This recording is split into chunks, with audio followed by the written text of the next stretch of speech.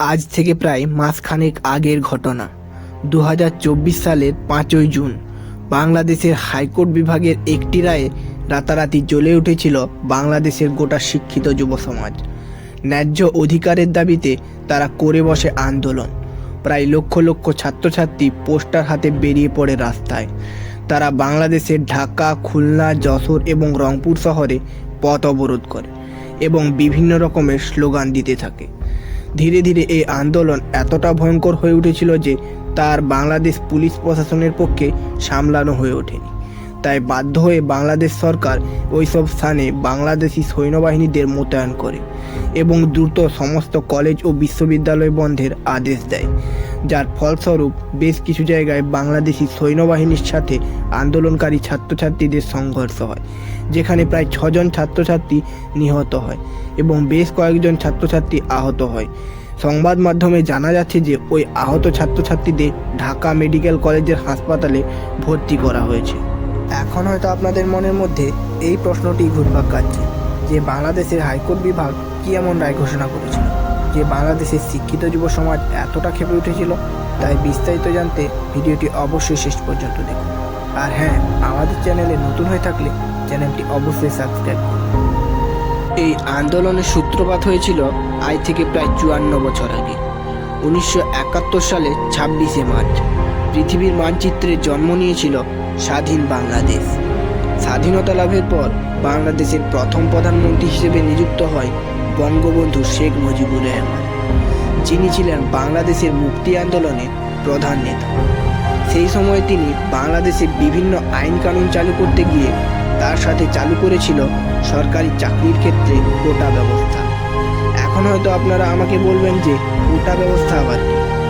কোটা ব্যবস্থা হলো সরকারি চাকরির ক্ষেত্রে একটি নির্দিষ্ট গোষ্ঠীর জন্য বরাদ্দকৃত সিট, যেখানে বলা হয় যে প্রথম শ্রেণীর চাকরিতে নিয়োগের ক্ষেত্রে 20% মেধা এবং বাকি 80% জেলা ভিত্তিক কোটা রাখা হবে। এই 80% কোটার 30% কোটা মুক্তিযোদ্ধা এবং 10% কোটা যুদ্ধে ক্ষতিগ্রস্ত নারীদের জন্য বরাদ্দ করা হয়।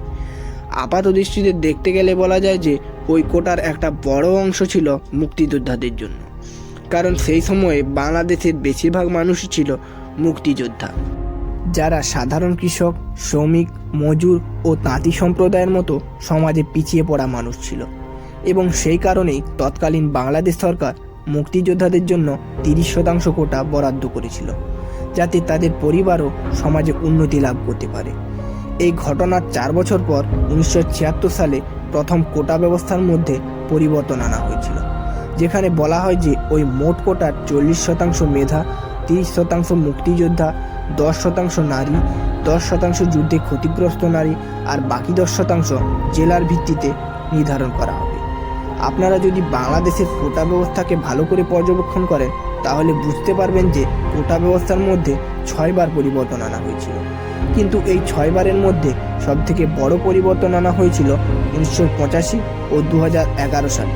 কারণ 1985 সালে মুক্তিযোদ্ধা কোটায় মুক্তিযোদ্ধাদের সন্তানদের নিযুক্ত করা হয়েছিল, আর এই মুক্তিযোদ্ধা কোটায় মুক্তিযোদ্ধাদের সন্তানদের নিযুক্ত করেও যখন এই কোটা পূরণ হচ্ছিল না, তখন 2011 সালে বাংলাদেশ সরকার ওই কোটায় মুক্তিযোদ্ধাদের নাতিপুতিদের যুক্ত করে এবং 2011 সালে ওই কোটায় 1% প্রতিবন্ধীদেরও বরাদ্দ করা হয়। আর এইখান থেকে শুরু হয় কোটা আন্দোলনের সূত্রপাত, কারণ সরকারি চাকরিতে মেধার চেয়ে কোটার পরিমাণই ছিল সব থেকে বেশি, যার জন্য 2018 সালে এই কোটা আন্দোলন প্রথমবারের মতো বড় আকার ধারণ করে।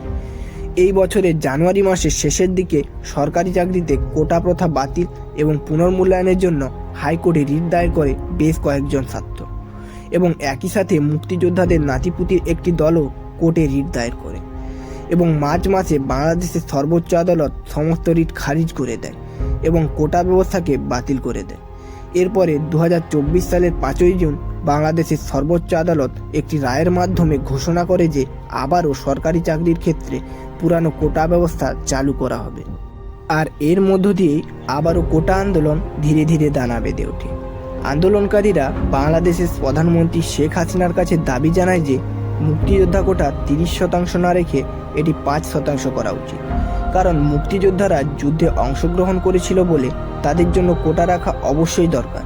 কিন্তু এই কোটার পরিমাণ এতটাই বেশি ছিল যে সেই কোটায় মুক্তিযোদ্ধাদের নাতিপুতিরা প্রজন্মের পর প্রজন্ম ধরে চাকরি পেত এবং চাকরি থেকে বঞ্চিত হতো সাধারণ মেধাবী ছাত্র। বাংলাদেশ সরকার হয়তো চাইলেই তাদের এই দাবিটি পূরণ করতে পারত, কিন্তু তা না করে আন্দোলনকারীদের উদ্দেশ্যে তিনি জানায় যে মুক্তিযোদ্ধাদের নাতিপুতিরা চাকরি পাবে না তো রাজাকারদের নাতিপুতিরা চাকরি পাবে। আর প্রধানমন্ত্রীর এই কথাটিতে বাংলাদেশের শিক্ষিত যুব সমাজ আরও ক্ষিপ্ত হয়ে উঠেছিল, কারণ রাজাকার বলতে বাংলাদেশের এক প্রকার নোংরা জাতিকে বোঝানো হতো, যারা মুক্তিযুদ্ধের সময়ে নারীদের খুন ও ধর্ষণ করত। আর এই জন্যই বাংলাদেশের শিক্ষিত যুব সমাজ রাস্তাঘাটে স্লোগান দিতে থাকে, চাইতে গেলাম অধিকার, হয়ে গেলাম রাজাকার। প্রধানমন্ত্রী শেখ হাসিনার এই কথাটি বাংলাদেশের শিক্ষিত যুব সমাজকে আরও ভয়ঙ্কর করে তুলেছিল। আপনাদের কি মনে হয়, প্রধানমন্ত্রী শেখ হাসিনা কি এই ছাত্রগুলির সঙ্গে অমানবিক আচরণ করছে, নাকি তিনি তার কর্তব্য পালনে অবরত রয়েছেন? ভিডিওটি ভালো লাগলে লাইক, কমেন্ট, শেয়ার করবেন এবং আমাদের চ্যানেলে নতুন হয়ে থাকলে চ্যানেলটি অবশ্যই সাবস্ক্রাইব করবেন।